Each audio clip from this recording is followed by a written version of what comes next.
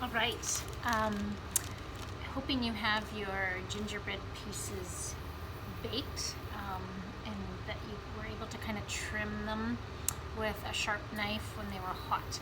Now, just kind of a final inspection before we actually start assembling our gingerbread houses. So I've got all my pieces here. And the first thing I wanted to do was just make sure they're symmetrical. So these are my ends of the house, and they should be the same size. So if you notice one is wider or longer than the other, you can do some final trimming now. I just want to show you how to do that before we move on. So I've got two pieces here that I want them to be the same shape, and they're not right now. So if you have a nice sharp knife, you can do just sort of like almost like whittling wood. You have to be careful you don't try to cut too much off at one time. But if you just sort of shave away at the edge, you can get them trimmed down so they're even. Or if one piece is kind of sticking out further than the other, just take a sharp knife and do that kind of whittling away action. Okay, so I also like to kind of just try to assemble or figure out if things are going to match up before we move on to this next step. So what we want to do next is like cement our structure together. And this will seem really weird, but we're going to use sugar that we melt and then almost burn. So you're going to take a cup of sugar and you're just going to put it into a heavy bottomed frying pan. And I'm going to turn this right up on high heat here. Figure out how to get this to move up. And I'm going to use a wooden spoon and just stir this sugar around until it starts to melt. And so I'll just be stirring around until it turns into a liquid. And just sort of start turning a golden brown.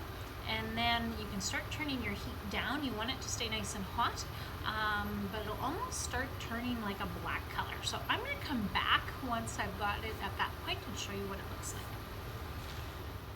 Okay, I've got my sugar melted, and you can see here it's like burnt almost. It's black in the pan, and that's okay. It's going to work for a really good cementing agent. I've got my little gingerbread house front, and I'm going to lay that down, and these are the sides, and I just want to make sure that everything's kind of lining up before I start. If anything seems to be kind of protruding or preventing a good contact, a nice flat straight edge, I'm going to do just a little bit of trimming. Double check, make sure it's going to connect and securely. So once I know that I've got it connecting properly, I'm going to be set up right beside my hot sugar and dip the pieces, and then I'm just going to press it together. It's like a hot glue, and I'm going to hold it until I feel that it's kind of secured. So don't kind of let go too soon. You want it to be able to remove your hands and it sticks in place. And there should be a good amount of the sugar or the glue to on all sides, so there's a good hold. So dip it in, get it gooped on pretty good, and then press the edges together and hold it there until it has time to set up.